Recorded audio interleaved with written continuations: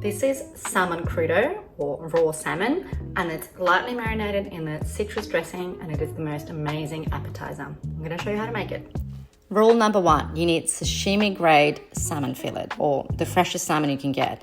And you need to freeze it for about an hour, which makes it a lot easier to slice.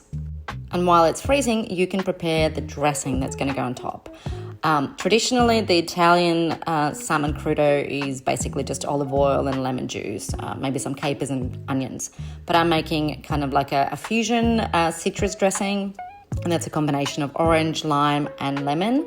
And all three together just work so beautifully. Plus, I'm adding a little bit of soy sauce for umami, sugar, salt, some red onions for sharpness. And I love the combination of salmon and avocado together, and with a little bit of the red onions, they will add some crunch, plus a tiny little bit of red chili, not too spicy, but just a little kick. The final touch is some sea salt flakes and a drizzle of olive oil, and this is the most beautiful, vibrant, fresh appetizer, lunch, snack. Enjoy it any way you like. I hope you love it, and the recipe is on the blog. So good.